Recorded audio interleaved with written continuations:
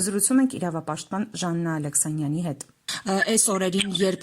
մեր գերիների դատավարությունն է տեղի ունենում Բաքվի բանտերում, այստեղ էլ հայ հասարակությունը փորձում է ինչ-որ քայլերով, ինչ-որ բաներ անել գերիների վերադարձի համար, ազատ արձակման համար։ Կխնդրեմ որպես իրավապաշտպան մեկնաբանել, թե առհասարակ մեր պետությունը ինչ է անում եւ առանձին քաղաքասարակությունը առանց պետության օգնության ինչ կարող է անել եւ ինչի կարող է հասնել։ Պետությունը ոչինչ չի անում։ Ինչպես հասկացան, դուք տեսաք, որ Ռուբեն Վարդանյանի միջազգային փաստաբանը բազմաթիվ ուղիներ էր նշել, հայտարարել դրա մասին, որով կարող էին իշխանությունները դիմել, ասենք տարբեր երկրների ղեկավարների, ասենք Շվեյցարիային որպես երրորդ երկրի միջամտության, դիմել դեսպանատներին, դիտորդ ուղարկելու, չգիտեմ, այնտեղ թվարկած է բազմաթիվ, դուք մինչև հանդիպել ընտանիքների հետ այդ մարդկանց, բայց այդ որևէ բան ոչ մարդասիրական, ոչ ուղղակի գերիներին որպես օգնություն միջամտելու, ինչ որ թե փորձելու, դա իշխանությունները չեն անում։ Իսկ այն ինչ անում է հանրությունը, դա ես կարծում եմ, որ ունի իր նշանակությունը, իր ազդեցությունը, ամեն դեպքում հիշում եք, որ Ադրբեջանի նիպը գնաց, չեմ կարող, չգիտեմ ինչա փոխվել դրանից, բայց ամեն դեպքում հանրային աղմուկը, եւ ես չեմ համարում, որ սա մեծ աղմուկ է, պետք է ավելի մեծ աղմուկ լինի, կարող է ուղղակի միջազգային հանրությանը, ընդհանրապես պատկան մարմիններին, մարդասիրական այդ կառույցներին ոտքի հանել, ինչ որ ուշադրություն հրավիրել այդ խնդիրների վրա, հասկանում եք, սա խոշտանգումներով ցուցադրել մարդկանց ուղղակի խոշտանգված դեմքեր ցույց տալ, սա մի անիրական իրավիճակ է, չպատկերացնում սա ինչա։ Տիկին Ալեքսանյան, այնուամենայնիվ մեր պետության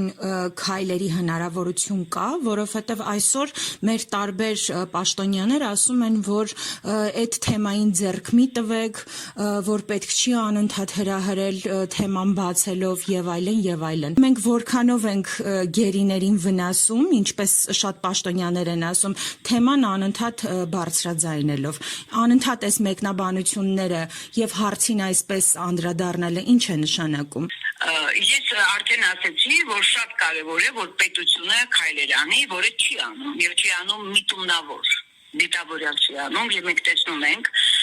այն կողմնակիցները, իշխանությունները, ինչպես են վարկաբեկում խոշտանգման ընթացքի մեջ գտնվող մարդու Ռուբեն Վարդանյանին, մենք սոցիալական ցանցերով տեսնում ենք նրանց վերաբերմունքը, այսինքն եթե իշխանությունները ավելի բարեհաճ տրամադրված լինեին գերիների ազատման հարցում, մասնավորապես Ռուբեն Վարդանյանի, այդպիսի իրավիճակ